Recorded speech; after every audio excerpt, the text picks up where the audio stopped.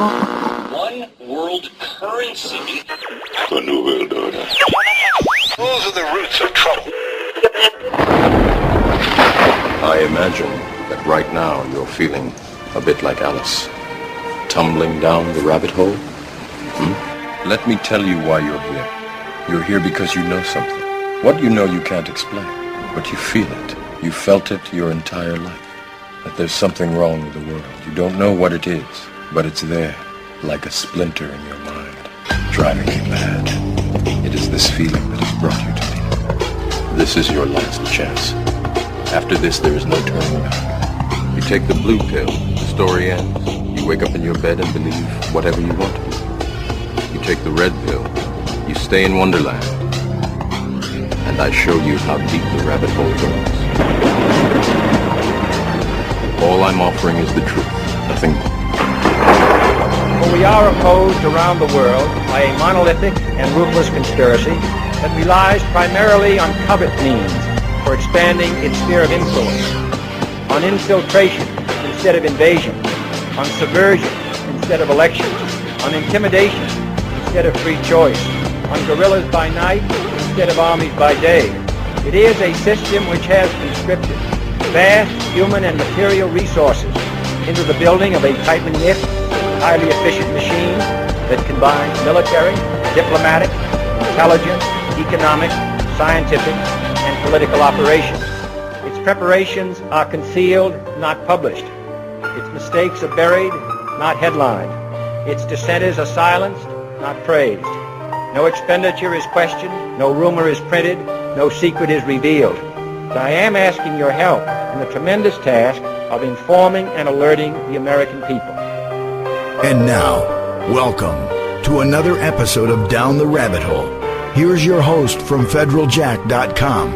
It's Popeye. Ladies and gentlemen, welcome to another live edition of DTRH. It is September 5th, 2014, Friday edition of DTRH.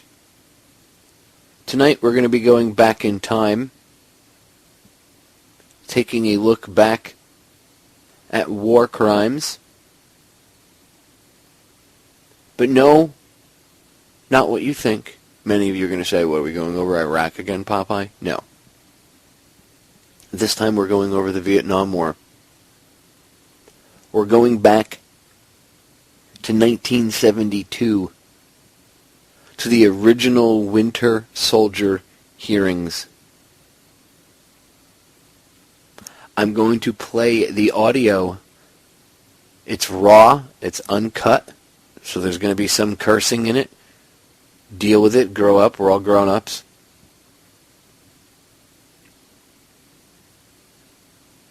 If you've listened to the shows I've done on war crimes and the Iraq War and stuff, you've heard me play multiple times. Even older shows going back to like 2011, I did broadcast about the IVAW, Iraq Veterans Against the War. I was a member. I urge you to go listen to the IVAW archives. Listen to them again. But do so after you hear this broadcast. Because I promise you, you'll pick up on things that you didn't before. You're going to see striking similarities. Two completely different generations of human beings. And you're going to see striking similarities in the things that they talk about. Now what you're going to hear tonight is the raw, uncut, unedited testimony from the 1972 Winter Soldier hearings, discussing war crimes and just the norm of living in hell, the norm of living in craziness, the norm of living in war. People need to hear this so maybe they won't be so quick to send their children or to vote for other people's children to go fight, kill, and die in someone else's backyard. So here we go. Let's step into the time machine and go back to 1972, the Winter Soldier hearings on Vietnam. In the winter of 1776, at Valley Forge, Tom Paine wrote, "These are the times that try men's souls. The summer soldier and the sunshine patriot will in this crisis shrink from the service of his country. But he that stands it now deserves the love and thanks of man and woman." Sachs, S-A-C-H-S. Ernest Ernie? Rest. Sachs, S-A-C? S-A-C-H-S. Age? 27. Military training. As a helicopter pilot. Oh, no, OCS? No. Marine Aviation Cadet. Marquette. Rank. Well, the highest rank attained. Whip it on us, baby. Highest rank attained? Captain. No! See, duty period now. August 66, September 67. Have you ever witnessed any of the following? One, prisoner shot. I don't know whether I have or not, offhand. This one might be apropos. Prisoners thrown from helicopters. Yeah, I've seen that. I've never seen him thrown out of my airplane because it's behind me, but we had a couple of guys from Philadelphia in our squadron. They used to blindfold the guys with safety wire and pull them real tight, so this copper wire is tearing into their eyes and nose, and bind their hands with safety wire. And used to have contests seeing how far they could throw the bound bodies out of the airplane. And, throw one as far as you can and see if you can get the other one farther. If you could approximate how many instances have you come across this? Of that, in the two-digit numbers, say. Somewhere between 15 and 50, probably. Some of these people weren't necessarily either COM or NVA. Some could be VCS. You never know. Yeah. You never know. If they're alive, they're VCS automatically. If they're dead, then they're confirmed VC. Were you ever issued orders on taking prisoners or disposing of them? We were told, do not count prisoners when you're loading them on board the aircraft. Count them when you unload them. Which the naive young brown bar says, well, why? What difference does it make? And the wizened old first lieutenant says, because the numbers may not jive. And sure enough, you don't count them when they're getting on, because there was a little bit of a feeling here. The guy who told me this was a captain, and he said, don't ever count them when they go aboard, because presumably you'd have to say something if one of them got thrown out. Give your name, what unit you were in, and when you were in, and just tell a little bit of what you saw to make it more clear. Exactly what happened. Sergeant Camille. I know you. You're an FO. Right. You were there. You were in Alpha Battery 111. Right. I know this guy, man. Oh, I'll be Singer. Remember Singer? I thought I recognized you. I was sitting over there trying to figure out who the I hell didn't you quite were, look like man. this then. My hair was a little bit shorter. Last time I saw you was last year down in Lejeune. You were still down there. I got out in '69. What's this photograph? About a year and a half ago, I guess, yeah. That's the village being burned. The people were in the village. They, they wanted time to get their goods out and shit. But we just burned down the village, and they had to leave their goods there or get burned. You might be able to come up with that. I was trying to find somebody that knew something about a bill wiped out in Quang Tri. Right, I was there. You got that? Because we went into the area, and it was to set the example to show that we weren't fucking around. So the first thing we do was burn down the village and kill everybody. See, that was just to let them know I got there, when everybody was talking about it when I got there. Yeah. This is going to. I forgot about it. I didn't even remember that. Fit right in together. Because he's got the same company I FO'd for first, and I'll pick it up right from there. Okay, whenever they're questioning me, they'll have to get me to elaborate on that, because I don't remember. I forgot all about that one. How could you forget that? I remembered it, and I wasn't even in on it. That was one of the last ones we did, because then I went home after that. They did the same thing after I left that we were doing before I left. Same shit. That's exactly what this is all going to bring out, man. Same shit. on Operation Stone, we were sitting up on a railroad trestle, and then there was a river on each side, and there was another company behind each river. And like the people were running around inside, and we were just shooting them. And like the newspaper said, Operation Stone, like World War II movie, you know. And we just sat up there and we wiped them out, women, children, everything. 291 of them. Is there something that you really kind of want to say in terms of the crimes and why they happened? What bothers you most? I mean, what sort of makes you what brings you here? What makes you say, I want to testify, I want to say something?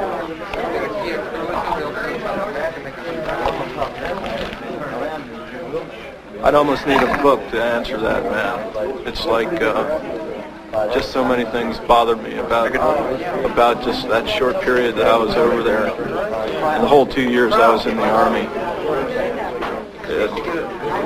I didn't like being an animal, and I didn't like seeing everybody else turn into animals either. And I just sort of hope that in a way I can sort of relate what I saw over there to what's happening here, because no matter how much we as veterans can relate to the press or to the public, until you've grasped it, man, you're not going to end that war, because it's too distant. The man on the street's too busy making a buck here, and he's too worried about getting antifreeze for his car. I'm just getting to a point that it's sort of making me quiet, you know? Sort of making it like I don't know what to say anymore. They've all heard it, and they all know what's happening, but it's like nothing's happening. You're supposed to feel sorry for American wounded, but you weren't supposed to feel sorry for the enemy wounded or dead, and I just felt sorry for the whole thing. But I guess that doesn't mean anything, just feeling sorry about it. I think what I'd really like to testify about is that it's just hurt a whole generation of Americans and Vietnamese, and that's the biggest atrocity. The media wants to capitalize, I think, on all these veterans getting together and testifying on all these atrocities. You know, we want to get into the atrocities, but we also want to get into, you know, what are we doing over there in the first place? You know, how do these atrocities get to be committed? You know, they just don't happen. There's a whole thing of how they tell you, you know, that the people over there aren't really people. It's not, one guy just hasn't been doing it. You know, it's been pretty much established policy. If one dude got up and rapped all the shit, they hang him. But they can't deny the testimony of all these dudes in the room. The first day I got to Vietnam, I landed in Da Nang Air Base, got off the plane, and hitchhiked on Highway 1 to my unit. I was picked up by a truckload of grunt Marines with 2 company-grade officers, first lieutenants. We were about 5 miles down the road where there were some Vietnamese children at the gateway of the village, and they gave the old finger gesture at us. It was understandable that they picked us up from the GIs there. They stopped the truck. They didn't stop the truck. They slowed down a little bit, and it was just like response. The guys got up, including the lieutenants, and just blew all the kids away. There was about 5 or 6 kids blown away there, and then the truck just moved, continued down the hill. That was my first day in Vietnam. In Quang Tri City, I had a friend who was he was working with USAID, and one time he asked me would I like to accompany him to watch. He was an advisor with an ARVN group, and he asked me if I would like to accompany him into a village that I was familiar with to see how they act. So I went with them, and they didn't find any enemy, but they found a woman with bandages. So she was questioned by 6 ARVNs, and the way they questioned her was since she had bandages, they shot her. She was hit about 20 times. So after she was questioned, of course dead, this guy come over who was, and knowing him, he was a former major. He was in the service for 20 years, and he got hungry again and came back over working with USAID, AIDS International Development. And he went over there and ripped her clothes off and took a knife and cut from her vagina all the way up, well, just about up to her breast, and pulled her organs out, completely out of her cavity, and threw them out. And then he stopped and knelt over and commenced to peel every bit of skin off her body and left her there as a sign for something or other. In one village, we wounded women and kids going into the village, and when we got in there, this was in Tuiwa also, when we got in the village, me and another guy, we were treating 2 unconscious babies, not babies, but like 5, 6-year-old kids, and a woman lying in a hammock. And I told the lieutenant these people have to be evacuated because if they're not evacuated, this lady had shrapnel on her and the kids had shrapnel on them and they were unconscious. I said, if they're not evacuated, they're going to die. He said, well, forget it, Doc. We don't have time to stay here and wait. And we went up on the hill right above this same village, and we fired down on this village the next day while people were trying to bury their dead. We fired down on the village at the people while they were doing their burial ceremony, and they killed another VC, well, not VC, but another person in the village. Also, we went down that same day to get some water, and there were 2 little boys playing on a dike, and one sergeant just took his M16 and shot one boy off the dike. The other boy tried to run, and he was almost out of sight. This other guy, Spec 4, he shot this other little boy off the dike, and the little boy was like lying on the ground kicking, so he shot him again to make sure he's dead. Then we went into the village, and this Papa son there, I don't know if he was a village chief or who he was, but he came up to us, and he was telling us that he was making motions. A bird, was flying over, and the bird took a shit, and the thing went boom, boom, and he was saying this is how like a lot of the people in the village got hurt. I think every person that was in Vietnam was in the infantry used CS, which is a gas, chemicals, Willie Peter, that's white phosphorus, and we use these sometimes to clear bunkers, and other times to destroy a hooch before we'd go into a village or something.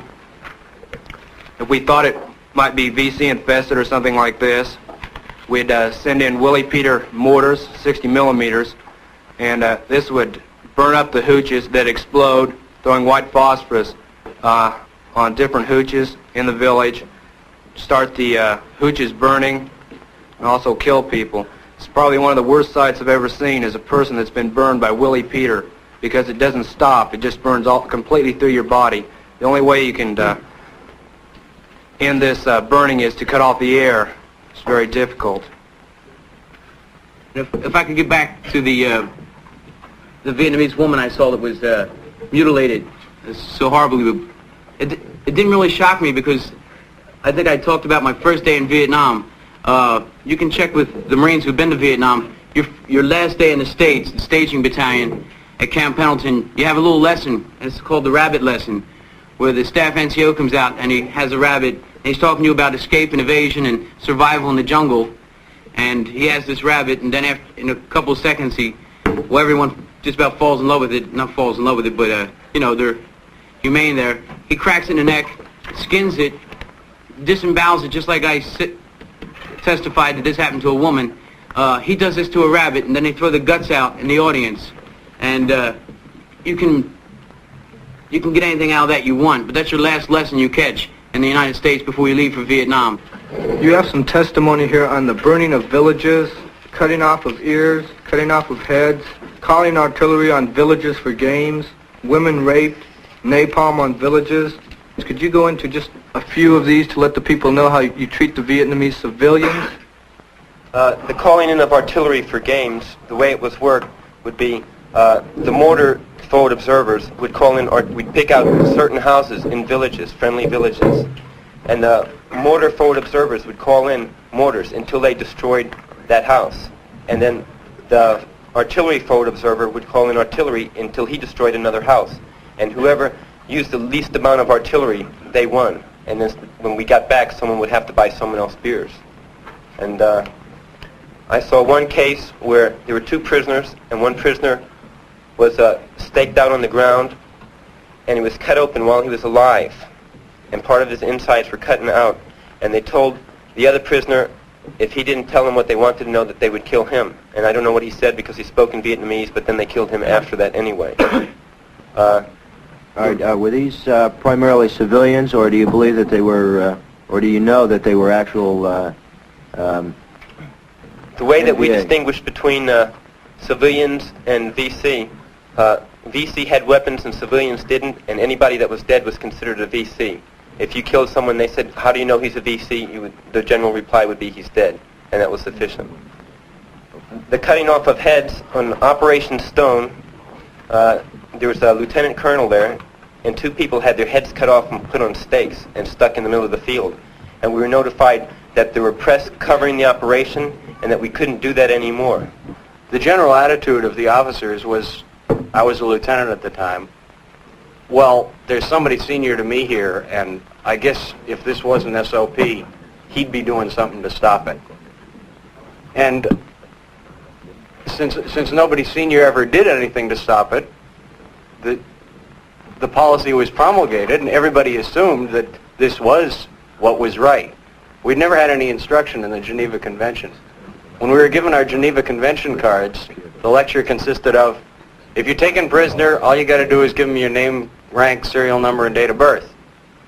Here's your Geneva Convention cards. Go get them, Marines. We were never told anything about the way to treat prisoners if we were the capturers rather than the captee. I saw one case where a woman was shot by a sniper, one of our snipers. And when we got up to her, she was asking for water. And the lieutenant said to kill her. So they ripped off her clothes. They stabbed her in both breasts. They spread her eagle and shoved an E-tool up her vagina in a trenching tool. And she was still asking for water. And then they took that out and they used a tree limb. And then she was shot. Did the men in the in your outfit, did they seem to think that it was all right to do anything to the Vietnamese? It wasn't like they were humans. Like we were conditioned to believe that this was for the good of the nation, the good of our country, and anything we did was okay. And like when you shot someone, you didn't think you were shooting a human. They were a gook or a commie, and it was okay. The Vietnamese were gooks. They were all. We didn't just call the VC or the NVA gooks. All Vietnamese were gooks, and they were slant eyes, zips. They were Orientals, and they were inferior to us. So we were Americans. We were the civilized people, and we didn't give a shit about those people. At the time, did you have any question in your mind that anything wrong was going on? Well, something like this was just too bad. I mean, it was all wrong. It's just that I didn't start really thinking about these things until I came home, because I had to get my head together to start, almost to get up the guts to start talking about this thing. Because I've been holding in it for a long time. I'll throw this question out to anybody. I have heard soldiers testify to personal atrocities that they committed, and yet the fact that they're here means that they're concerned. So what happens to a man over in Vietnam? Well, it's our general conditioning, even before we get in the service. America's always right, the government's right, you don't question them, we're the best, God's on our side. And things like what happened at Hiroshima and Nagasaki showed it's okay to kill civilians if it's for the best interest of the nation. And when I went there, I went twice, and I believed that it was in the best interest of the nation. And I was sufficiently brainwashed where I did go back the second time, because I really believed it was right. You didn't feel that morally you shouldn't carry out some of these orders? I felt whatever was in the best interest of my country was what was best, and that's how I was raised to believe. When people see on their television screen films of those who have testified during the Winter Soldier investigation, they're going to see a lot of people with long hair, a lot of people with beards. Don't you think this is going to turn them off and they're going to disregard a lot of what you say? You're an intelligent fellow, I believe you. It's possible. For 6 years, my hair never got longer than a quarter of an inch, and I always swore I'd keep it that short, but I like it long now. It feels nice. When I was in the Marine Corps, and when I first got out of the Marine Corps, I didn't want to talk to anybody who didn't think that Agnew sitteth at the right hand of God. If I was walking down the center of Cambridge, where I live, and some long-haired kid was walking toward me, and he wouldn't get out of the way, I'd knock his ass right into the gutter. And one day, I did that, and a kid said to me, that makes it sort of hard for us to get to know each other. And I thought that was a joke, and I kept on walking. And I was lying in bed, talking with my wife, and she said, he's really right. Which was, a simple thing, and that might have gone right over me and never affected me whatsoever. But my wife has a fantastic way of helping me and teaching me how to enjoy life.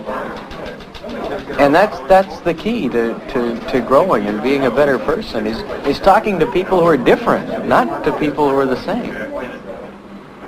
I didn't like school in high school. It took me 4 years to finish 3 years of high school because I was never there. And when I was young, in high school, the big thing to do was every weekend we'd get drunk and we'd go rumble the Cubans at the dance. And we lived in Miami, and that was the thing, you know. And I had 7 counts of assault and battery, and a 3-year sentence to Rayford, which was suspended. And I had to go in the service, and I went in the Marines for 4 years. What do you mean you had to go in the service? Well, it was just I was on probation, and then I got in another fight.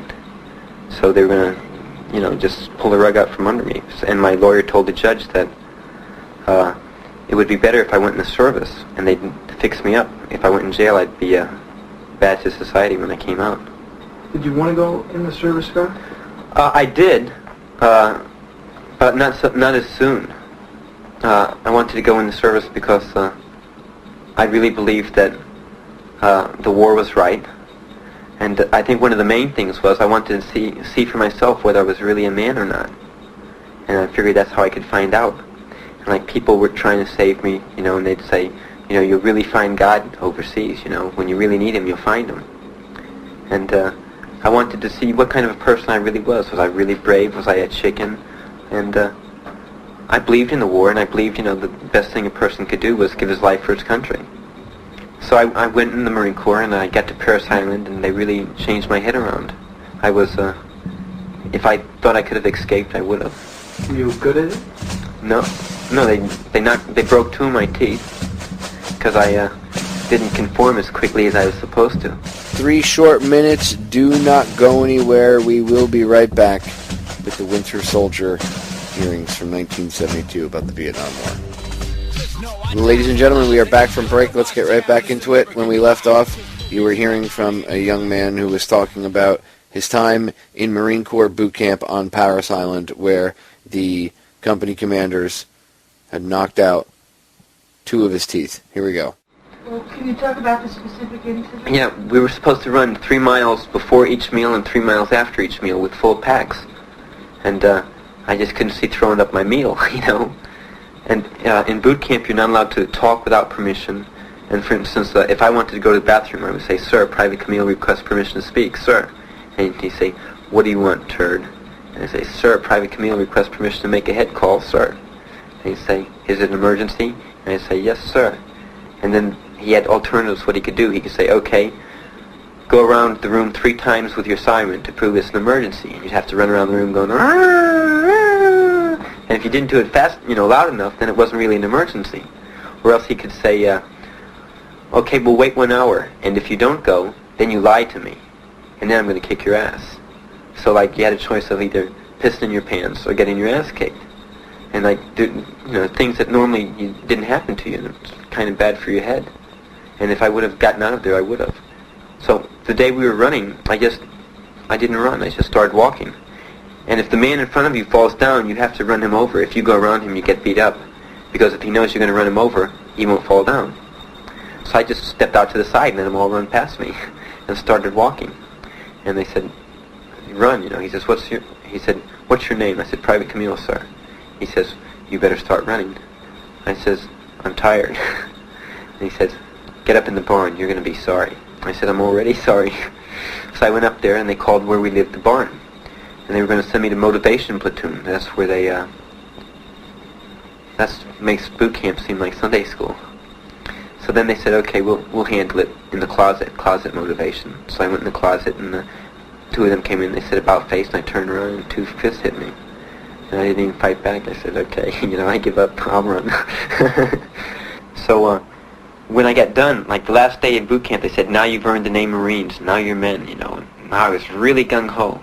And I was ready to sign up for 50 years, you know, because I thought the worst part was over. And then I went to Vietnam.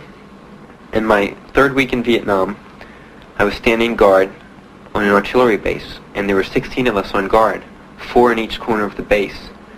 And our grenades were taped up, so if the pins came out by accident, the spoons wouldn't fly and no one would get hurt. And our rifles weren't allowed to be loaded, and the rules were we couldn't load without permission and we couldn't fire without permission. And if you saw something, you'd call the sergeant of the guard in the guard shack. Well, the sergeant of the guard walked around and checked to make sure people weren't sleeping. And when he was going around, the gooks got him. So then when the people saw the gooks inside the fence, they asked for permission and there was no one there and they didn't fire. So they just wiped us out. And my post was the only post they didn't take. They took the other 3 posts. And as soon as I saw them, I wasn't going to ask anybody. We just started shooting. And we had stacked up 40 bodies inside the perimeter, inside the fence. And we had 28 men wounded, 5 men killed, and 5 105 howitzers, those are big artillery guns, destroyed by this suicide thing. And I wrote my congressman and asked him how come we couldn't have our weapons loaded and how come we needed permission to fire and things like that. And a few people in my outfit got relieved. Is that the first time that you killed That was the first time I killed anyone. And the next morning, I went and I looked at my 5 friends that were dead. And I pulled the sheets off of them and I looked at them real close. And then I said, this is really real. Someone wants to really kill me. And, if I make one mistake, I don't get another chance. So I can't make any mistakes. And that's what I said. And I decided at that point that I would kill anyone I could, knowing whether they were innocent or not, just to make sure I wouldn't get killed.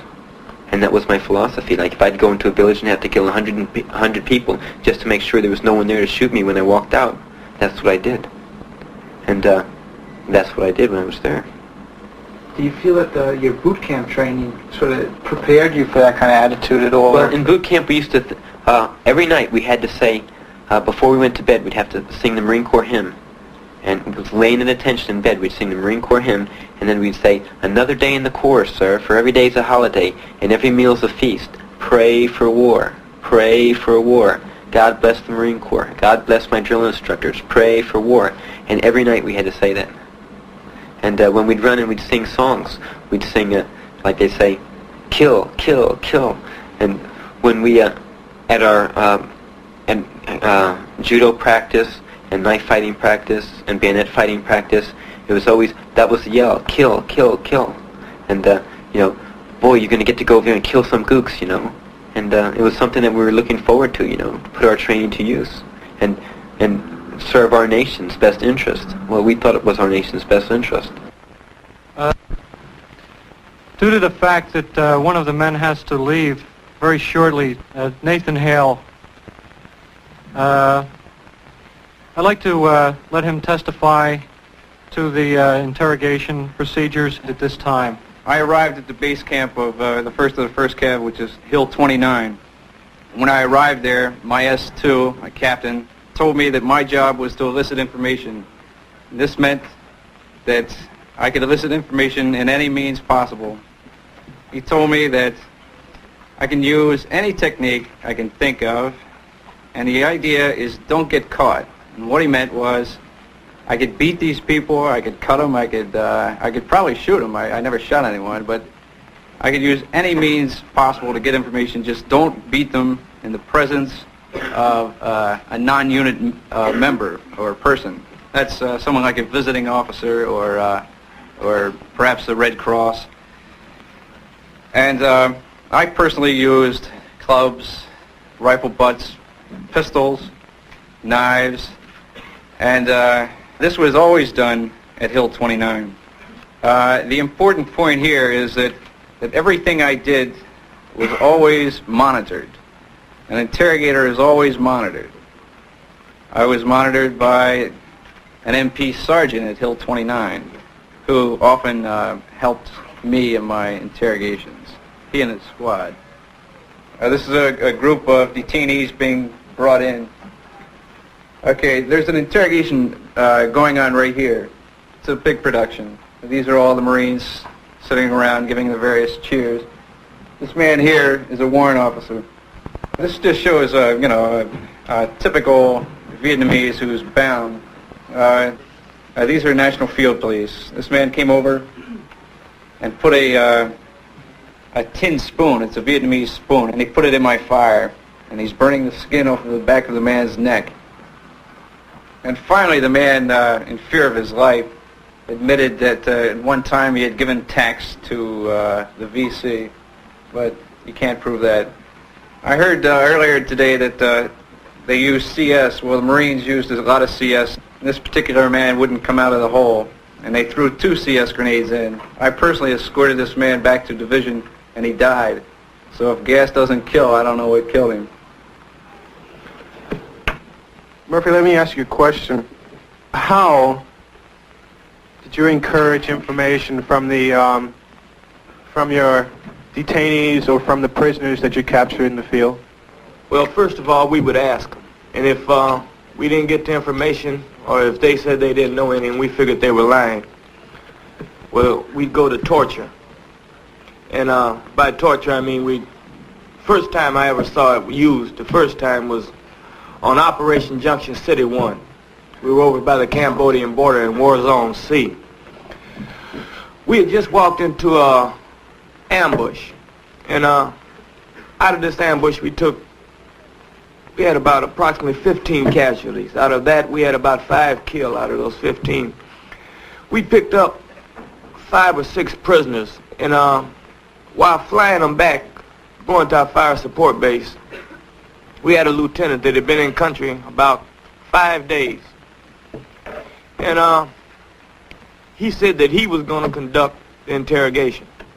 So we were explaining to him that we had qualified people in the rear to do this, but he told us to shut up. He was a lieutenant. So boom, that ended that.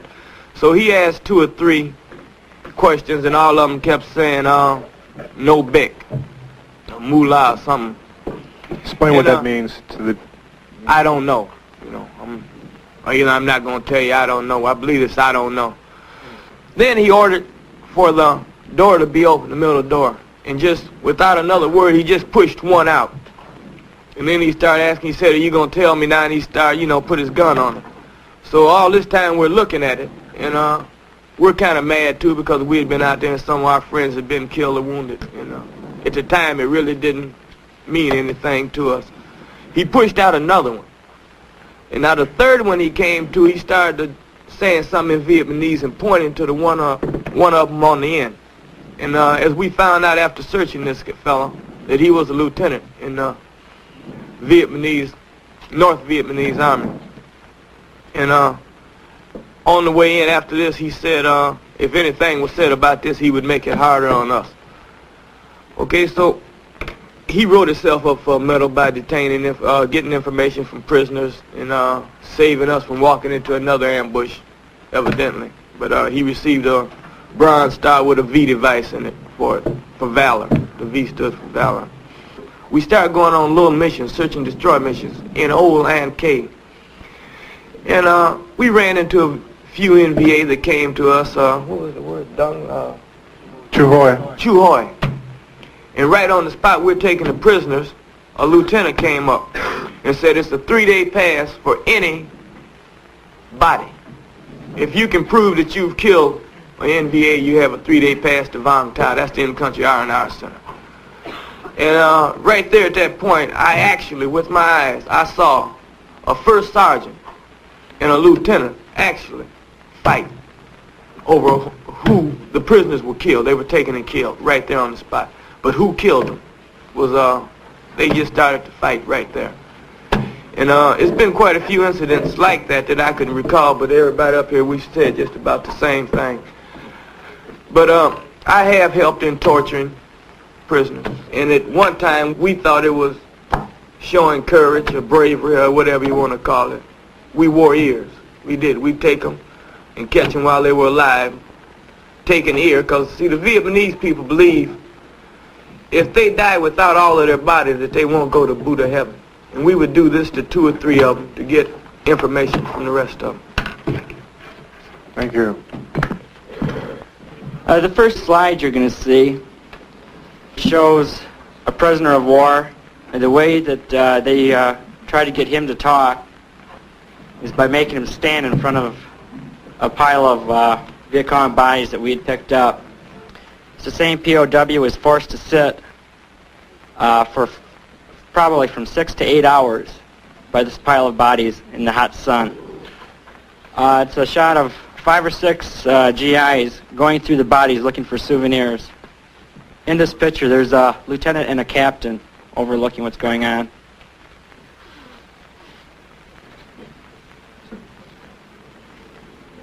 This is a shot of our interrogator. He took his M16.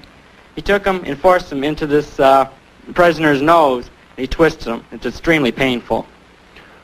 Officers were present at all times. Yes, field grade officers were present. The next slide is a slide of myself. I'm extremely shameful of it. I'm showing it in hopes that none of you people that have never been involved ever let this happen to you. Don't ever let your government do this to you.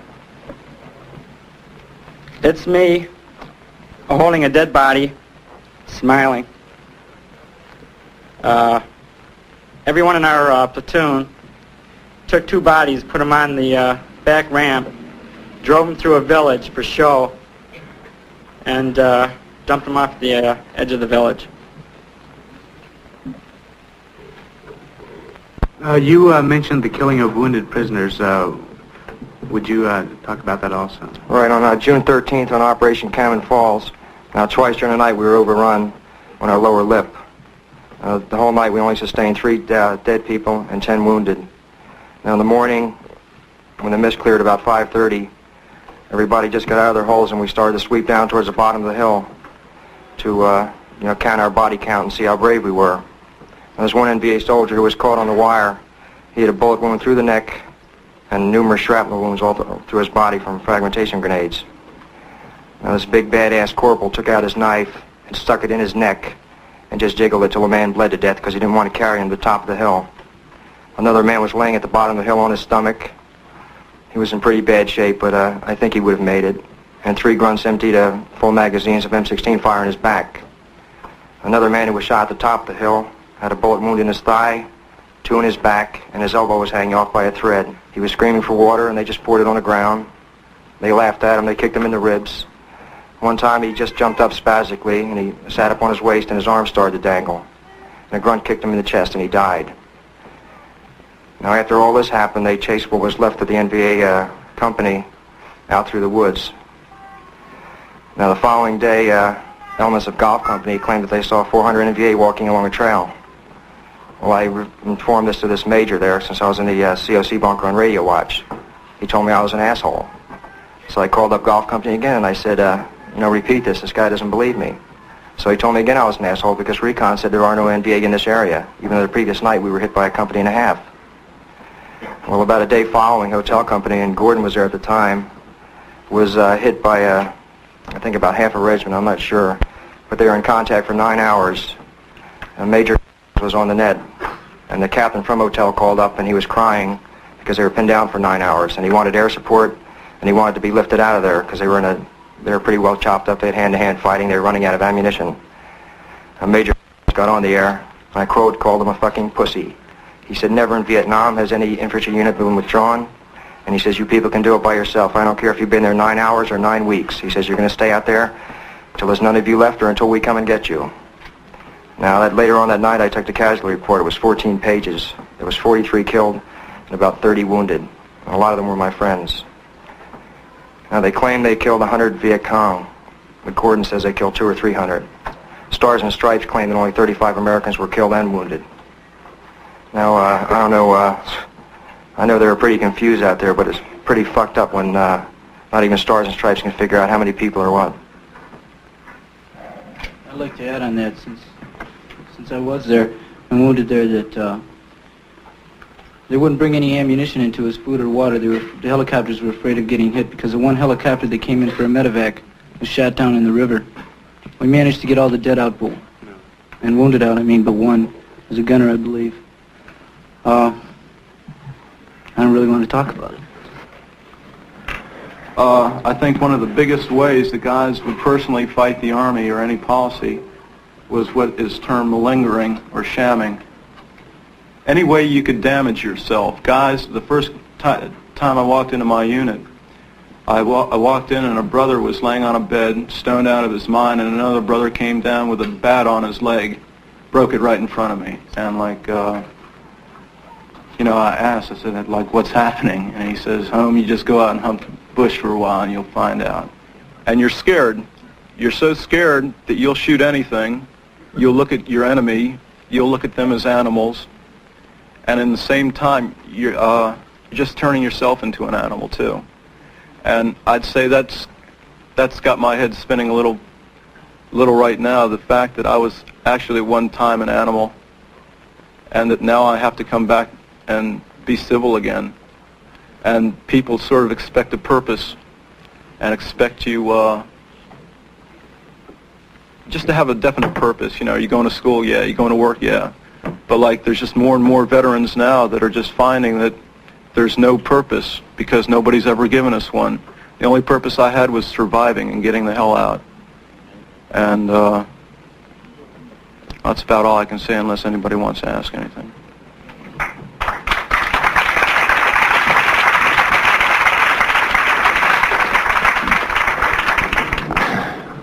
I just know that, and we learned somewhere along the line that a dink was less than a person. And these things go on, they really happen. I don't know how to, man, I can't talk, I can't tell you people incidences or whatever you want to hear. I'm just here because it goes on and somebody's got to do something. And here I am, you know.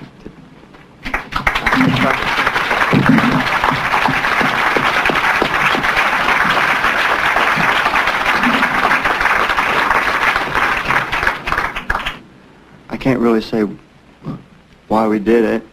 Maybe it was because we were taught to hate him. I was told by my own lieutenant, well, he saw me wearing one of these bracelets. He asked me why I was wearing it. I told him, I said, well, a Vietnamese boy gave it to me. I said he was a token of his friendship, really. He liked me and I liked him. We gave each other gifts, I suppose. And he told me to take it off. And of course I didn't agree. I didn't want to take it off. I didn't feel I should. But he told me these are the same people. He says, why do you accept gifts from the same people that go out and put mines in the roads and blow up your buddies? And he told me if I didn't take it off, he'd go to more, maybe drastic measures. I don't know. He just dismissed me. But I don't know. I don't want to give any blood stories or nothing. I just can't do it. I just want you to know that the people over there aren't really being treated as human beings. They're being treated as slaves, let's say. Maybe not even slaves. I don't know. I don't know. I just don't know what to say. I just wanted you to know about it. I'd sort of like to just add one more thing about Yeah, Steve, go ahead. I'd say that the government and a lot of the people who sort of run this nation have been telling a lot of GIs that the biggest detriment to our morale has been the long-haired protesting pinko sympathizer type. But I think the biggest lift for my morale came when I was in the I was lying in Okinawa in the hospital there, and a girl wrote me about a place called Woodstock where 500,000 people had come together, and it was so beautiful. That was the first time I smiled in a long time.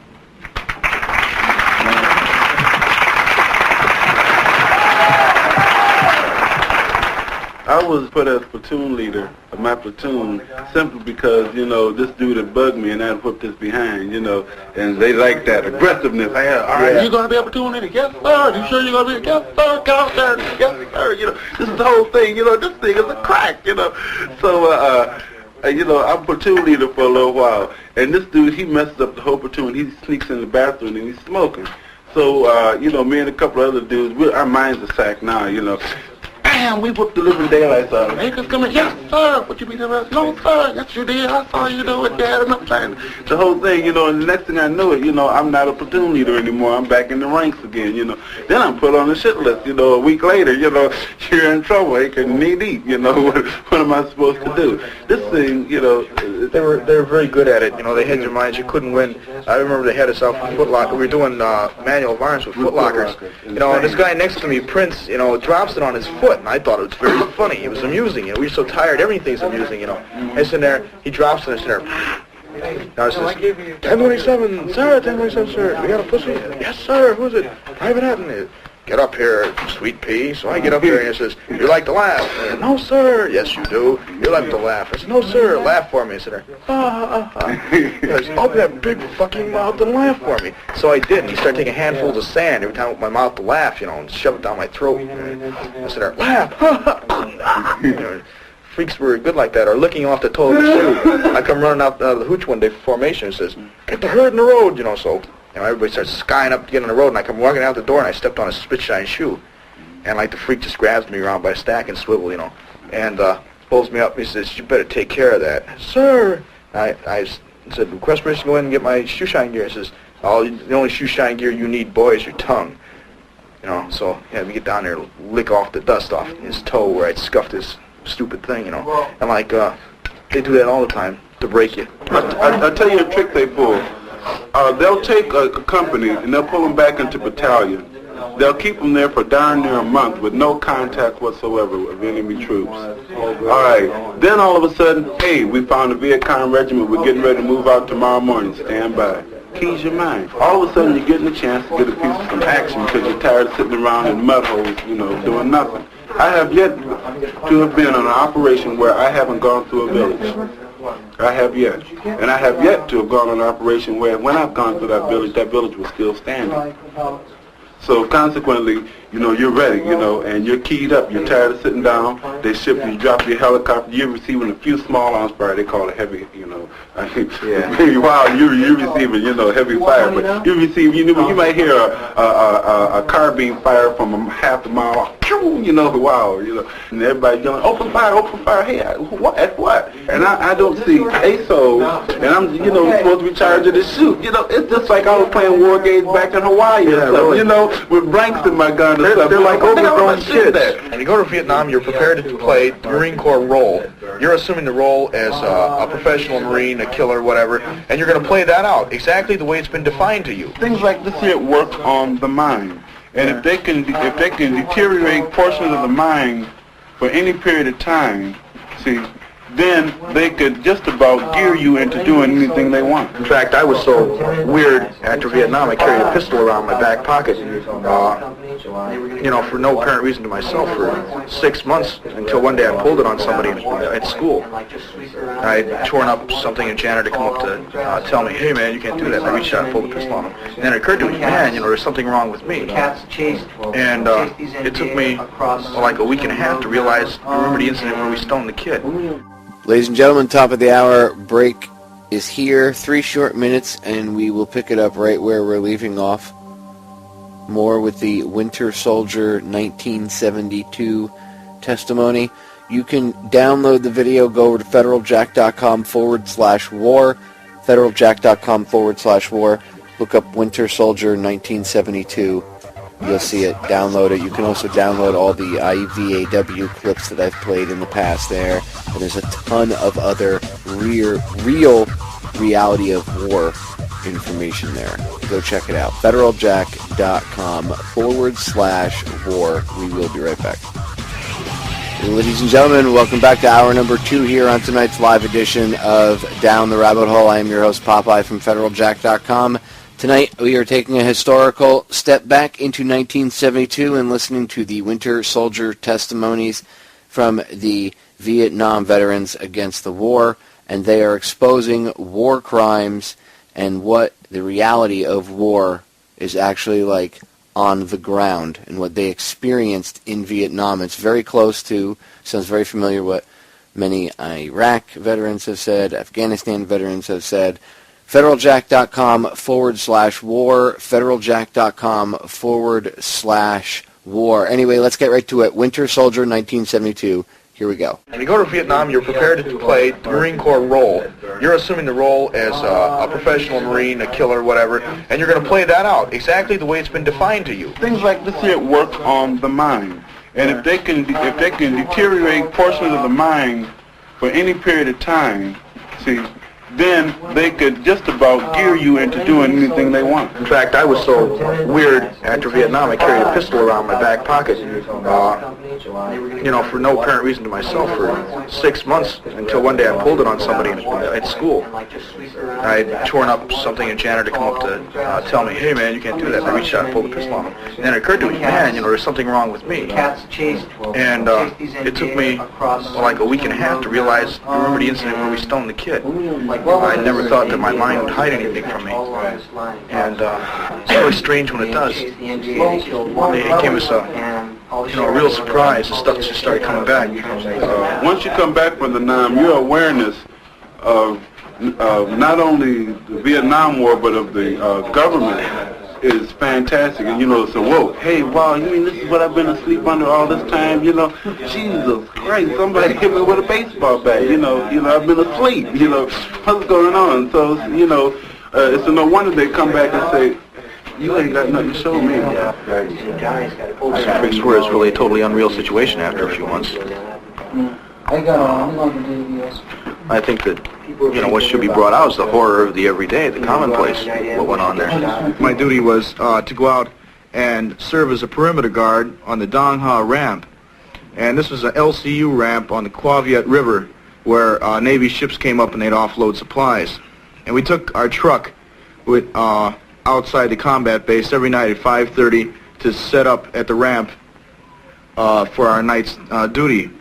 And we used to drive by this row of hooches, and a little 3-year-old kid in dirty gray shorts used to run out and scream, "You Marines number 10." And we'd always go back, "Oh, fuck you kid," you know, all this stuff. And so one night the kid comes out and says, "Marine, you number 10," and throws a rock. So we figured we'd get him, because this was a way of having fun. And the next night before we went out, we all stopped by COC, which is right by the ammo dump, picked up the biggest rocks we could get our hands on, and piled it in the back of the truck. So when we left the combat base, we just turned the corner, and we saw a little kid. We were waiting for the kid. He ran out of the hooch, and he's going to scream Marine number 10, and we didn't even let him get it out of his mouth. He just picked up all the rocks and smeared him. We just wiped him out. In fact, the force of the rocks was enough to knock over his little tin hooch as well. And I don't know, I can't say that the kid died, but if it would have been me, I would have died easily. The rocks, some of them were easily as big as his head. And it was looked upon as funny. We all laughed about it. And then we forgot about it. And it took me about a year to even be able to recall the situation. I think it said something about the entire attitude of us over there. I never had a specific hatred for the Vietnamese. I just tended to ignore them. They didn't figure in any calculation as to being human. They just either got in the way or they weren't there. It used to be a game we'd play. We'd pour garbage, liquid garbage off the end of our truck to make them crawl for it. Mama-sans would come up with half-cut 50-gallon drums, and they try and fill it up. They get pork chops and sloppy rice and mystery meat or wop slop, whatever we'd had for chow, and put it in there, and then we'd let them walk so far, and then we'd tip it over, spill it on the ground, and watch them scrape the dirt in there. Anything to dehumanize them. At the time I was there, nobody ever got hurt in the garbage dump, as far as Americans, but a lot of Vietnamese women and children were hurt. And it was fair game between Con Thien, going through the city of Cam Lo, on the outskirts of Quang Tri going to Stud, that American troops would stock up on their heavies, their spaghetti and meatballs and ham and lima beans, and any little children who were begging along the side of the road, which never numbered less than 50 or 60, were fair game for these full cans of food. They wouldn't throw them to the kids. They just bounce them off their heads or try to knock them off their bicycles. These people are aware of what American soldiers do to them, so naturally they try to hide the young girls. We found one hiding in a bomb shelter in the basement of her house. She was taken out and raped by 6 or 7 people in front of her family, in front of most of the villagers. This wasn't just one instance. This is just the first one that I could remember, but I know of 10 or 15 of such instances at least. The gentleman on my left can collaborate my testimony, as we were together the whole time, served in the same squad in the same company.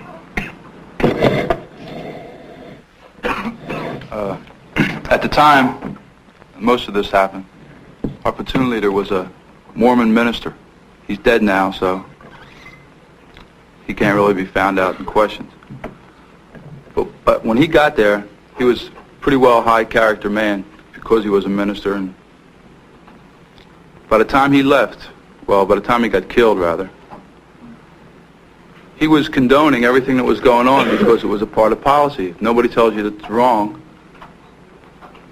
then you do it anyway. And this is how it changed him around.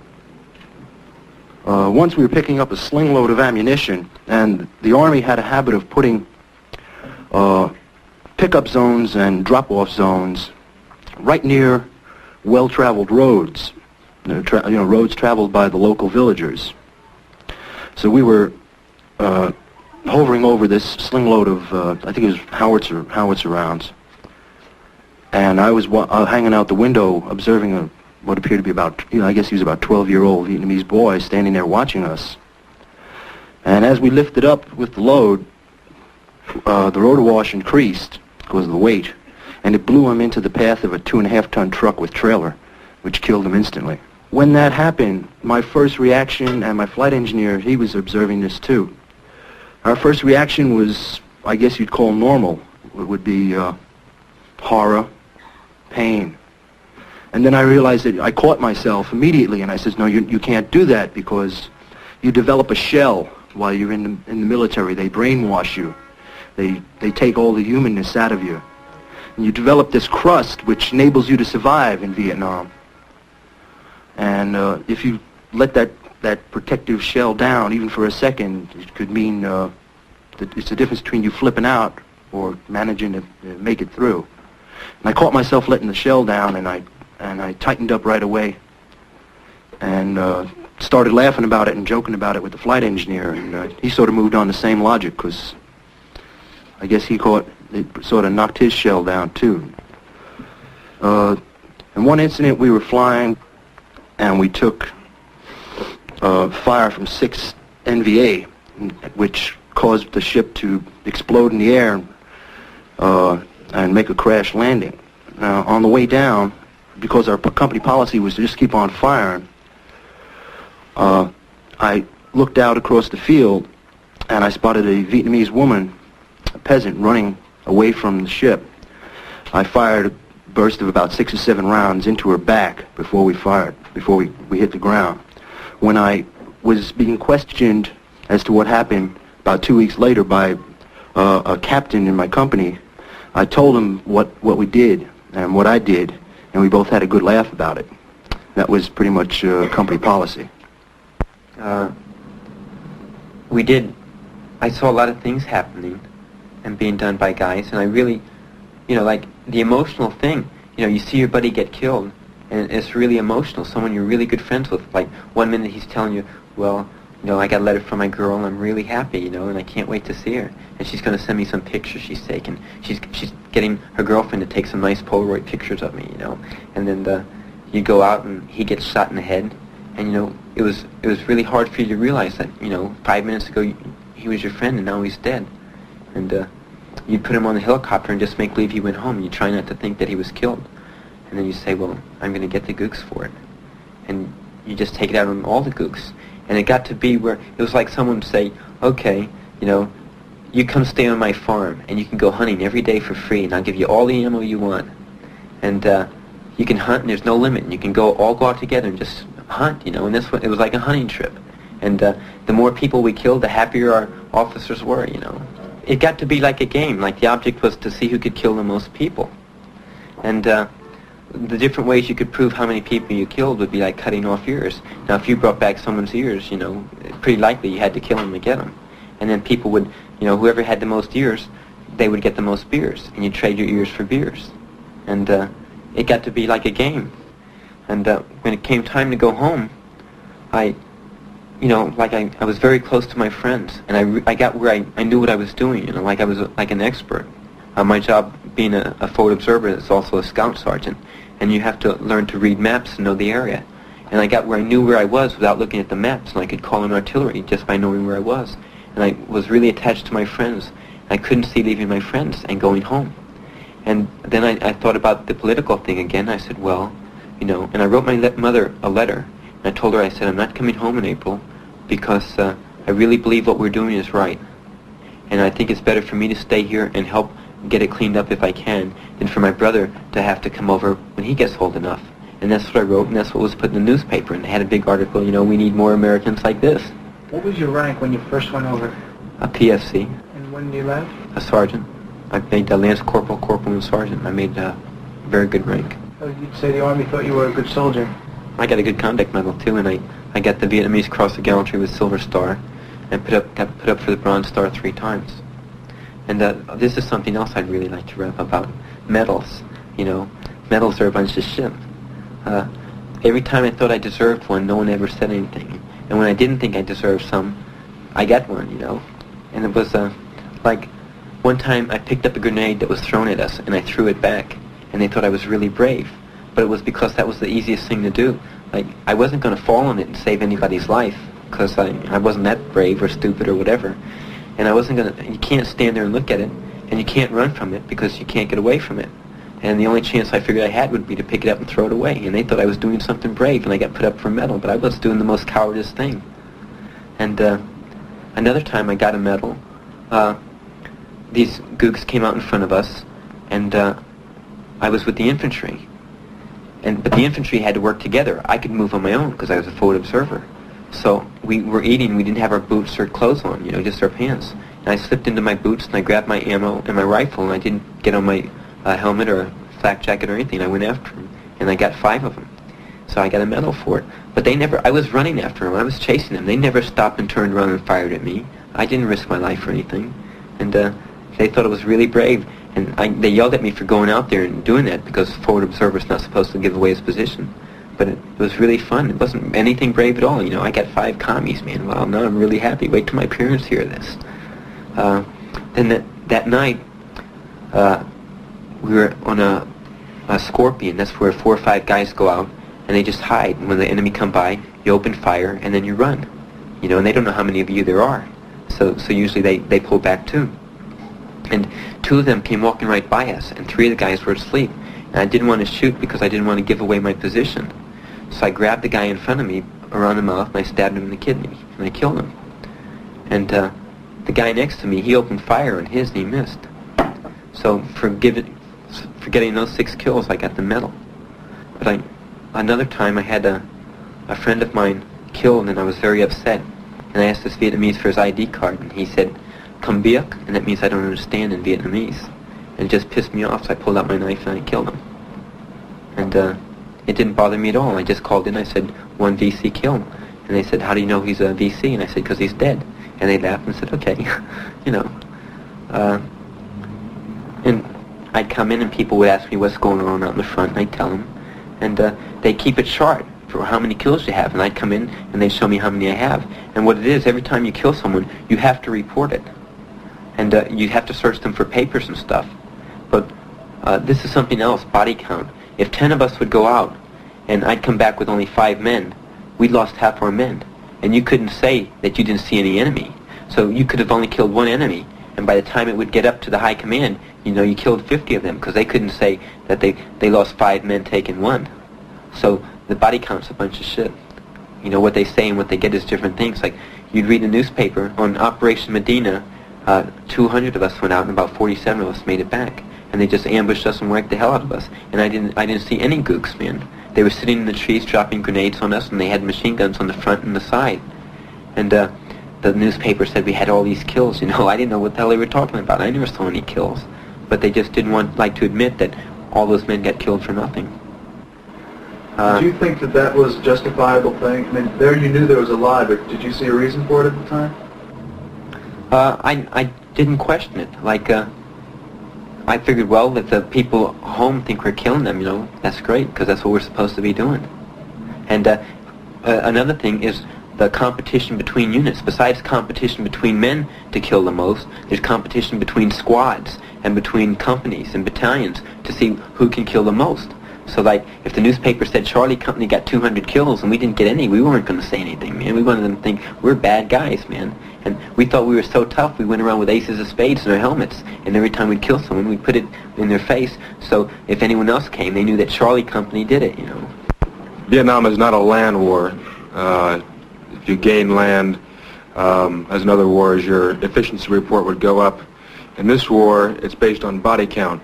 The more people you kill, the better efficiency report, officer's efficiency report you get. So what happened here is a case of the colonels going into competition and making up more bodies than they really have. And this was, of course, passed on down to the company commanders and the platoon leaders and the squad leaders. So, hell, we were reporting stuff, water buffalo, in some cases, shadows. I remember one time I called artillery into a wood line where I received sniper fire and didn't check the wood line and called in 3 body count. This went on all the time. Other firefights, the count would be 80, 90, and personally I only saw 2, 3 bodies. So it's a totally inflated system, and what's happened is the American public's been lied to. The Army has come out and stated that we've got a kill ratio of 1 to 13, and yes, it's 1 to 13 because of this inflation, but it's a lot of bull. Going along with what Scott said, they didn't care what you were doing or how you were getting it. They wanted bodies, and that's where civilians came in also. In November of '68, in an area called the Wagon Wheel, which is northwest of Saigon, while on a routine search and destroy mission, gunships were to be providing security and cover for us in case we had any contact, were circling overhead. Well, no contact was made, and the gunships got bored. So they made a gun run on a hooch with miniguns and rockets. When they left the area, we found one dead baby, which was a young child, very young, in its mother's arms. And we found a baby girl about 3 years old that were dead because these people were bored and they were just sick of flying around doing nothing. Then, when it was reported to battalion, the only reprimand was to put the 2 bodies on the body count board and just add them up with the rest of the dead people. There was no reprimand, there was nothing. We tried to call the gunship off, and there was nothing you could do. You know, he just made his run, dropped his ordnance, and left. And there they were, man. And the mother was, of course, hysterical. How would you like if someone came in and shot your baby? And there was nothing we could do, man. I just watched it. And nothing happened. I have no idea what happened to the helicopter pilot or to anyone in the gunship. It was gone. And things like this happen, I'm sure, more than once. Because if I saw it, I'm sure there are a lot of veterans who aren't here who saw it. And this is why we have to stop the war. Because not only are we killing our brothers in the armed forces and brothers on the other side, but we're killing innocent people, man. Innocent civilians who are just standing by and happen to be at that place at that time, and for no other reason than that, wind up dead. I've been in there listening to this whole thing, the whole thing tonight, man. You know what? It's relevant, man. But you know what? Even this whole thing you're doing now, it's only relevant to you, man. It ain't relevant to me. You know how come? Because you fail to realize what the reason is, man. How come? You know, Dig, you're going in there and you're getting all these reports, man, on atrocities. Yeah, man. They were splitting this cat's skull and they're splitting that skull, splitting his skull. But you know what? The real issue is, man, that the thing is racism. It's I know racist. that, brother. It's racist, man.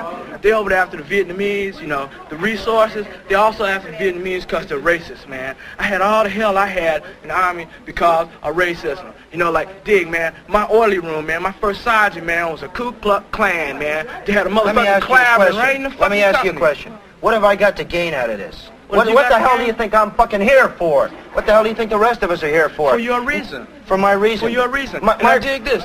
Your reason for being here is different from my reason. Your reason is different from mine. Just like everybody was in there running. Why? We're here. What? Everybody's rapping. You gotta start, man. You gotta start someplace. We gotta start now. We get the troops out of Nam, and we can start this fucking hatred and shit that's going on around us.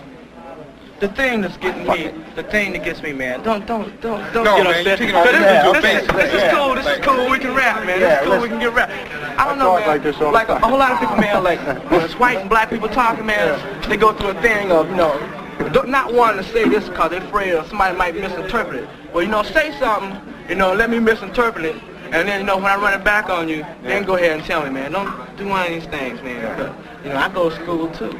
I go to school too, man. I live life. The people that are out there, you know, you say they're ignorant, people know a whole lot of what's going on, man, from practical, just living, you dig? I mean, maybe they don't know those terms in that book, you know, but they know what the deal is. You gotta show them something, man. You gotta show them something that you are for real. You gotta suffer, man. You just can't go out here and run your shit, man, and then don't let no blood, and we bleeding every day. You know, you gotta bleed with us, man. We start bleeding together, and you say, wow, well, that cat hurting just like me, you know. So we gonna get behind this thing. We gonna axe that shit that's out there cutting us, you dig? Then you have it together. Then you're gonna have it together. You know, it ain't so simple, just being white or black. I don't realize we got the same enemy. We have the same enemy. But when the one we thing, realize that, then we're gonna win. Okay, now you said you went into the service, and you got the enemy because you couldn't get into college, so you had to go in the Army. Now see, the reason we go in the Army is for a different reason. Because now we get out of high school, you dig, now we can't jump out there in the motherfucking street and go get a gig, man, because you black, you dig? Being black is a deep thing. I know you get tired of hearing it, but it's some shit that is out there. You dig? The only way that a brother can live when he get out of school, if he ain't got no smile, just to go in the Army, man. To go into the Army. Man, we only have 1 or 2 outlets to go, man. You got 3 or 4. You did? Just like I was running that double standard thing on you, man. See, you got those variables. We don't. See, you can do that changing. Even if we decide to change to try to be a white person, we still be a nigga. We'd be one of them Uncle Tom motherfuckers and still look down on. You understand what I'm talking about? We ain't got nowhere to go, man. That's how come we so fucking desperate. Because we ain't got nowhere to go, man. That high visibility is going to keep you down all the time. So you can always change your mind, man. You can always go do what the rest of them is doing if you want that out there, what they doing. You dig? I mean, you know, like I was in there listening, man. Everybody was running about, yeah, this dude getting his ear cut off. You know, the atrocity thing. Everybody in there, man. That ain't that important. It ain't important, man. You got to look at how come them people getting cut up and how come they're getting shot, man. That's the whole deal right there. Yeah. If you want to be for real, look at the reasons why. Why? You know what? I do a thing every day. I watch television whenever I get the chance. I don't watch for entertainment. You know what I watch? I watch all the whitewashing they throw on you every day, man. Like shit about Indians. Now they let the Indians win on television. For years they didn't. Because there ain't enough of them to do anything about it. Right. But now they starting to see, wow, you know, we can't be doing this to the Indians because the Indians trying to get their thing together. So now the Indians win on television. But for years, when you was a little kid, you sat there and sucked that shit up, didn't you? This is what you believed the real shot was until you became old enough to see it. Took you a long time, didn't it? Television still is like that. They're still after them little kids, man.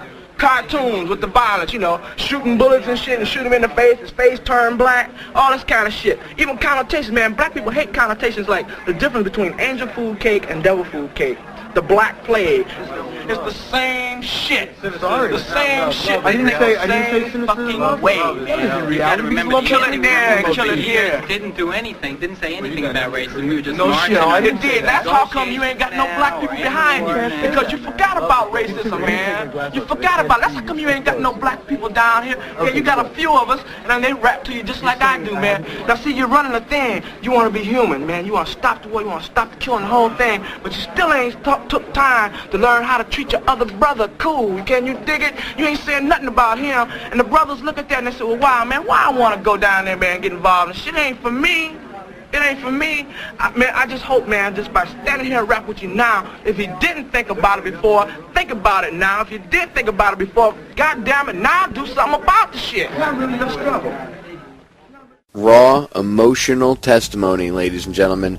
Again, Winter Soldier 1972, Winter Soldier 1972. You'll see it under the Reality of War download section. You can either get to that from the front page by clicking on the download section or the easy to remember URL, federaljack.com/war. We're going to break. We'll be back 3 short minutes. Stay tuned. We are back, ladies and gentlemen.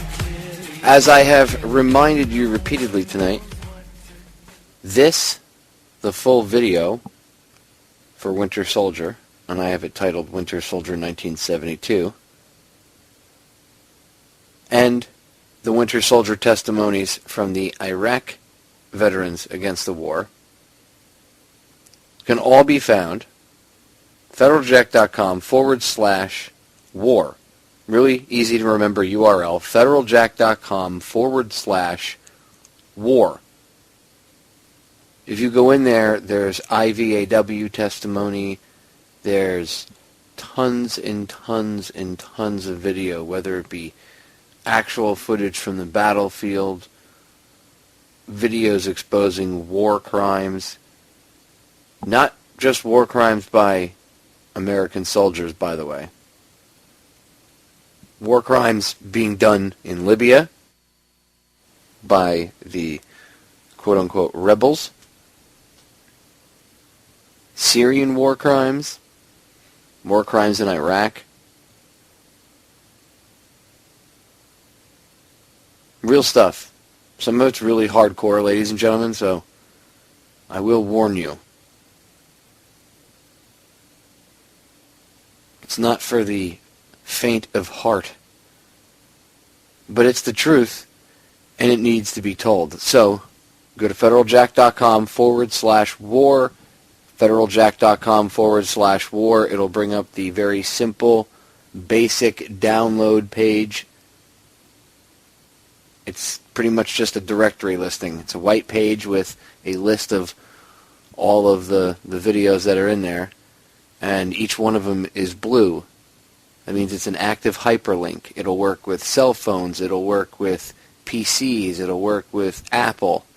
It'll work with everything, whether it's an iPhone or a Mac computer, whether it's a PC or an Android phone, a tablet, whatever. If you can get online and you can point and click either with your finger or with a mouse, you can go to it and you can download it, right-click on any of the titles, right-click, save as, and you can download it.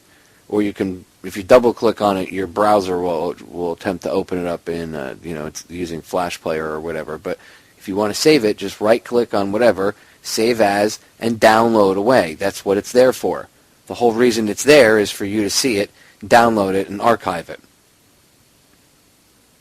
So again, look up Winter Soldier 1972, grab the video, watch it, grab the IVAW videos from their Winter Soldier testimonies. If you're a vet, this stuff will resonate with you, whether you're Vietnam or Iraq and Afghanistan. It's all the same stuff, the same dehumanization of your enemy.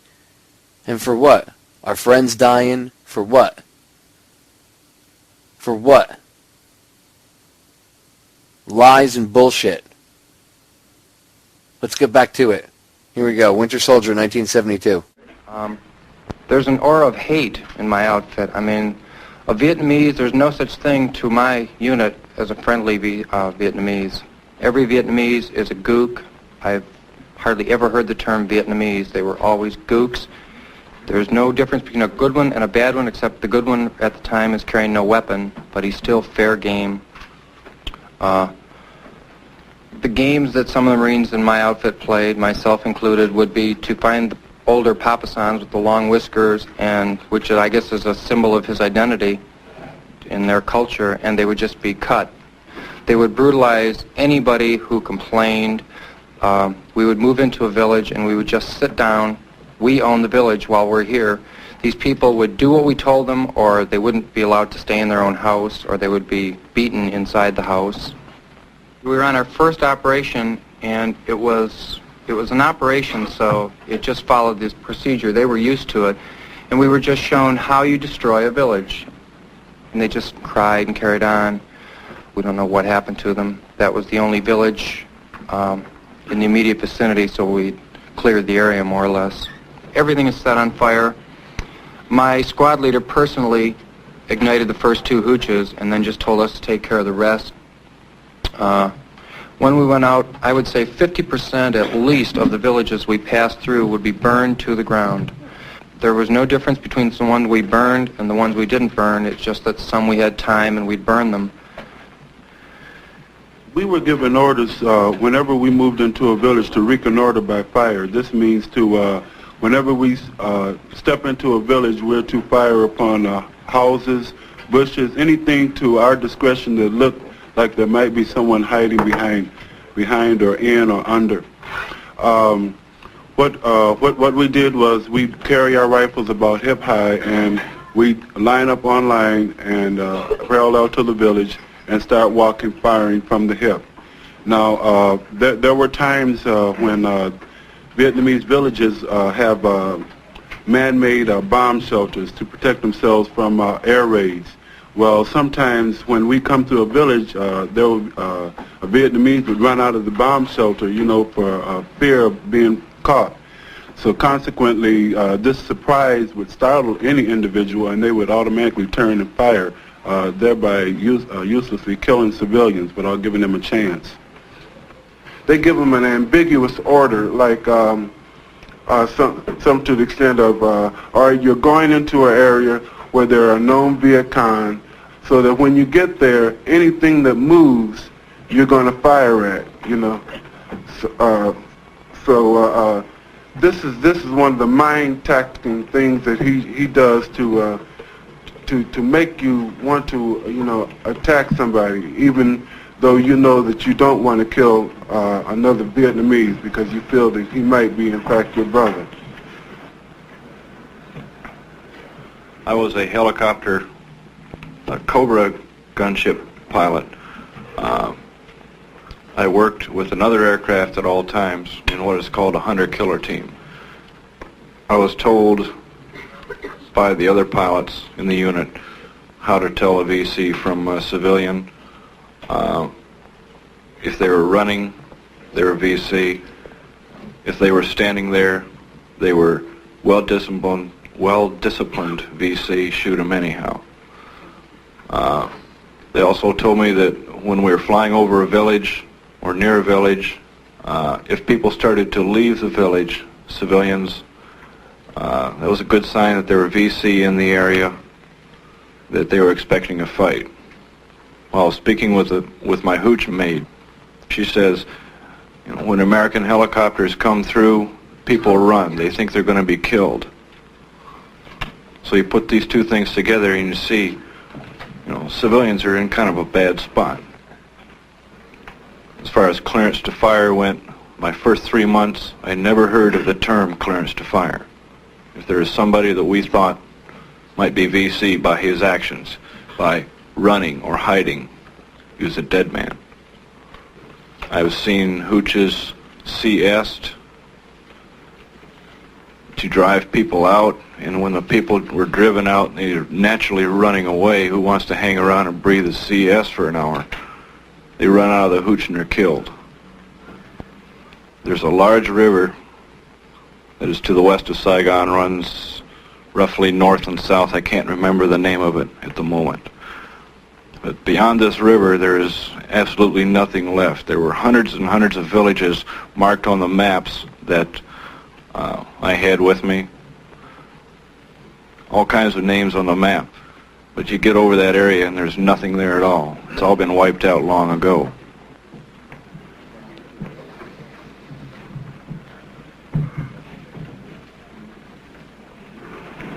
On the first operation that I was on in country, we went into a village called Five Fingers, and it was a typical cordon and search, which is you surround a village and then you sweep through it. And hopefully when you're sweeping, if anybody's running from you, they're going to run into of course, the surrounding troops on the other side, and then they get wiped out. But we received fire as we walked into the village, and we took no casualties, but we did end up with a body count. No weapons were found, so apparently they were civilians. The next day, in the morning, should I say, they rounded up the entire village, all of them, and marched them out. You were all prisoners of war, all of them. Men, women, children, made no difference. We filled 2 deuce-and-a-halves. They were just relocated, man, just moved away. Were they allowed to take any of their belongings with them? Well, when you round them up right now, and they don't go back for belongings because you don't know what they're going back for. At least that's the way my thinking was then. So when they left with what they had on. In other words, all of their belongings were left in the village. Right, and then the next day, like I say, we went through the village and tore everything apart. tore walls out of hooches, just ripped everything apart looking for weapons or whatever. But we found nothing, and then they just, set a torch to whatever you wanted to burn.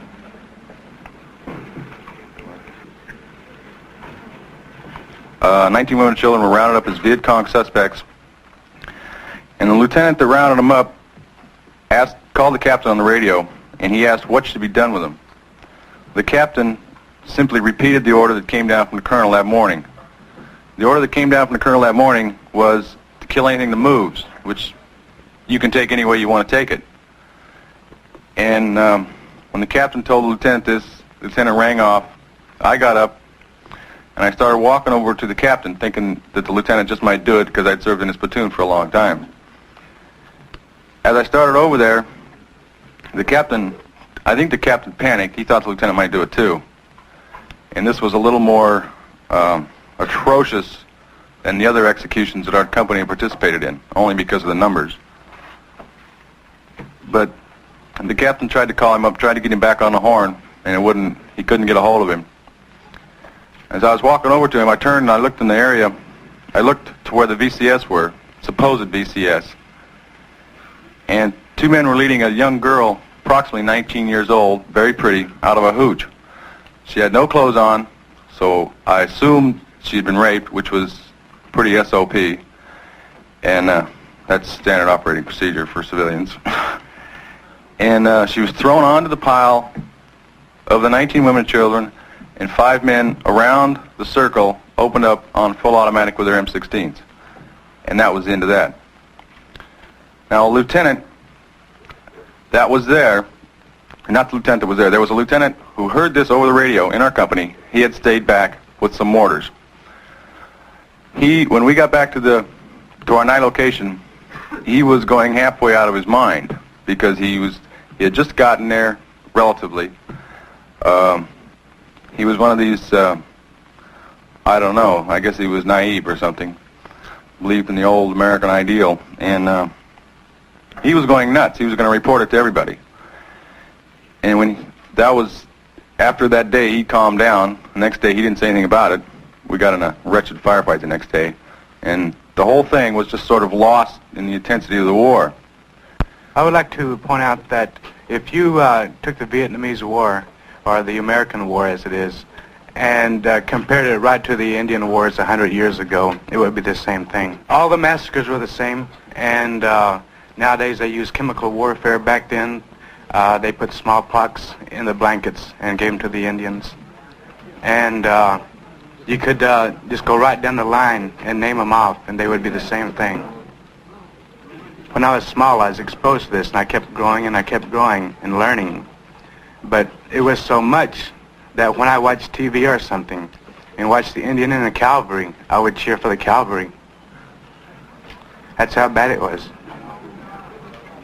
And you can take any culture of these people up here on the panel, any culture out there, and if you look back into it deep, they had something good. Way back they had it. And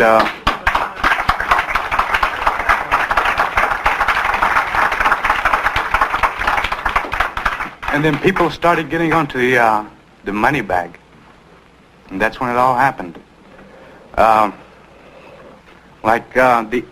We made treaties long ago. It was for as long as the grass shall grow, and as long as the river shall flow. The way things are going now, one of these days, the grass isn't going to grow, and the river isn't going to flow.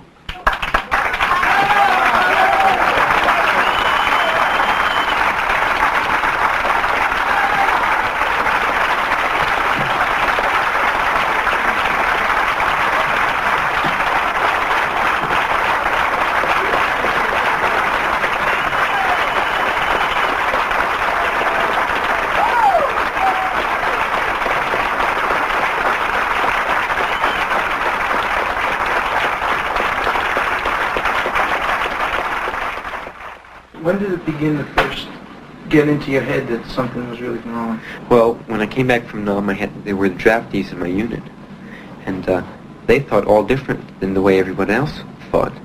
and I talked with them because I like talking with people. And they told me why they thought the war was wrong, and why we shouldn't go there, and why evading the draft isn't wrong. And I thought about it, but I didn't really think it was right. And then I got into college. I started taking history courses because I'm a pre-law major. I had to take a lot of political science and history, and I started seeing things, and I couldn't believe things were, like the book said, like the Geneva Convention. And it's okay that we didn't allow free elections, because if they would have had free elections, they would have been communists, and we couldn't let that happen, so it's okay. And I couldn't buy that kind of stuff. And it really started turning me. And I started thinking about everything in my past experiences and relating them to what I was learning. And thinking about what we were really doing in Nam. We weren't benefiting the people. The only thing we're doing over there is for our own economic gains and political power. It's like the balance of power. Being that close to China, gives us a little bit more power on the scale, and the country wants as much as it does. It can have. And we don't care about the people.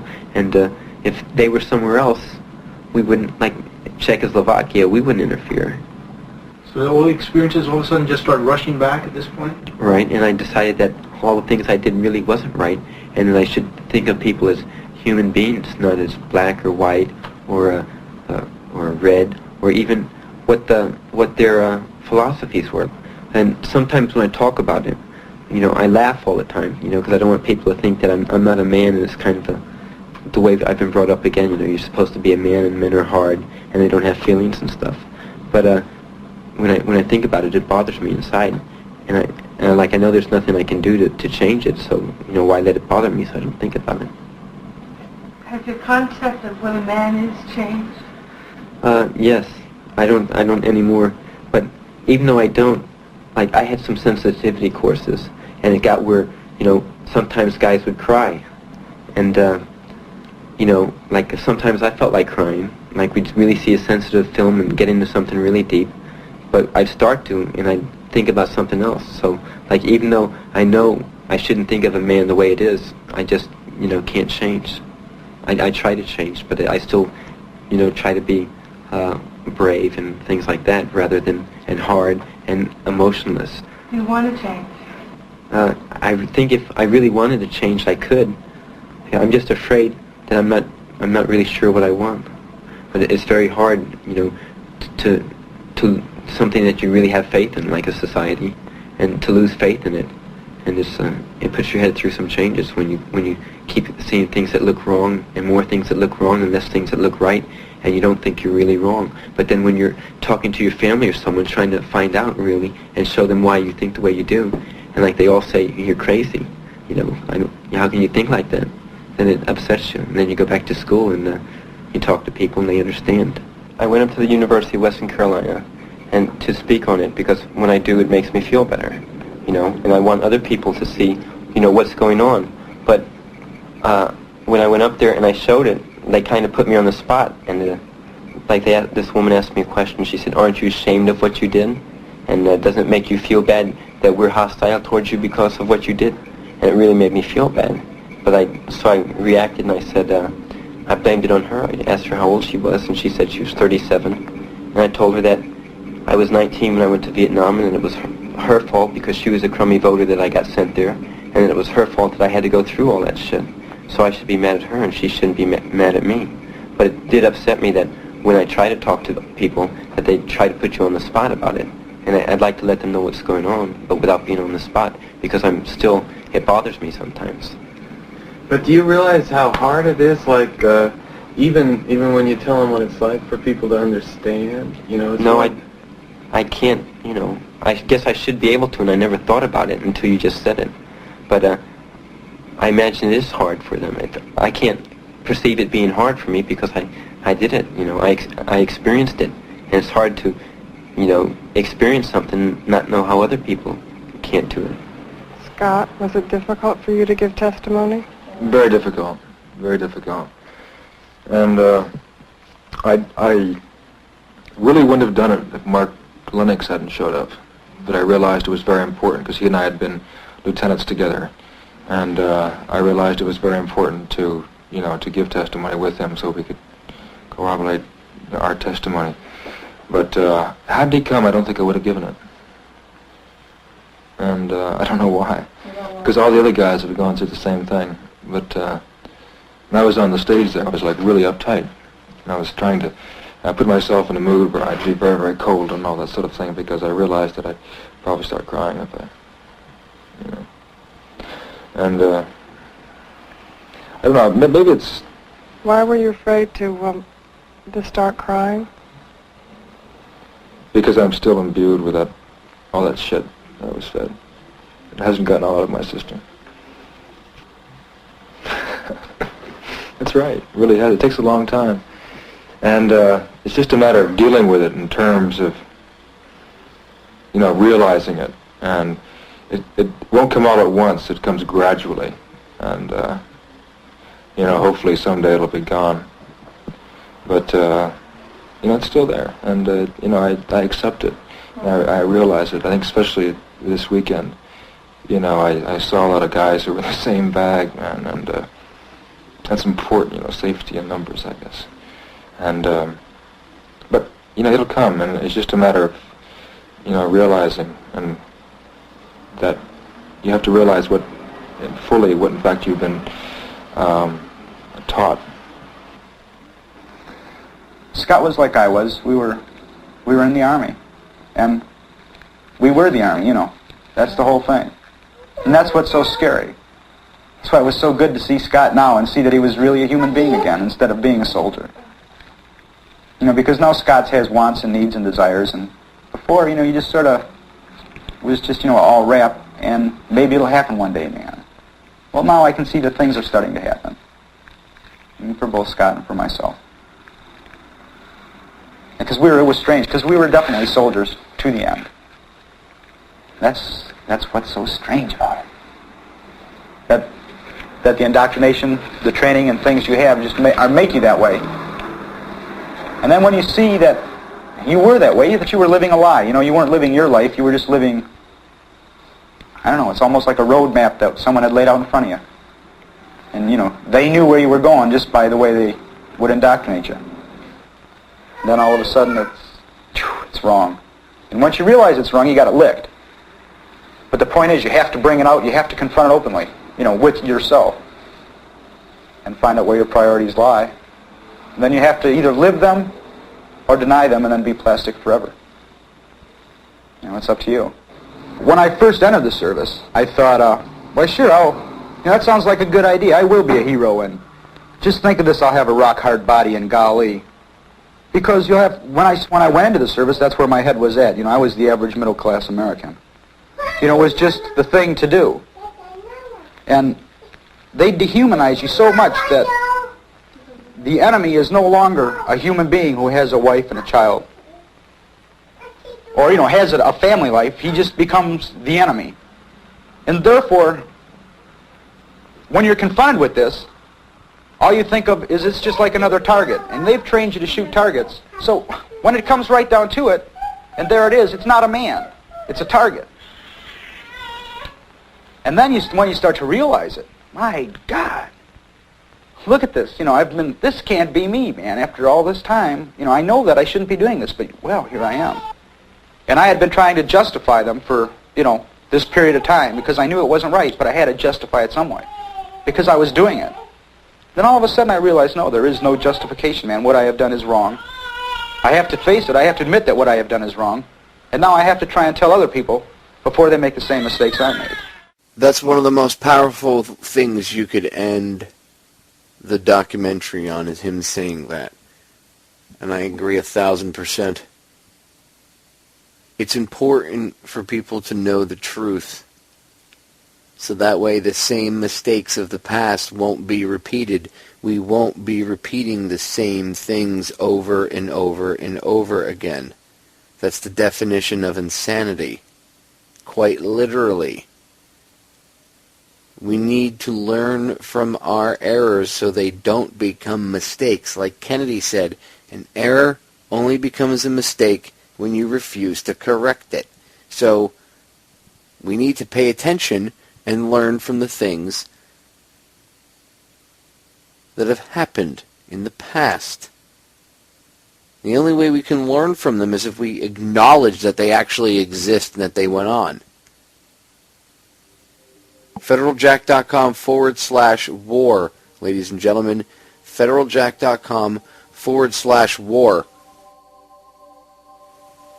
That's the Reality of War download section on Federal Jack. Federal Jack is more than just a news site. There is news, I post to it, but it is more so an archive of information for researchers.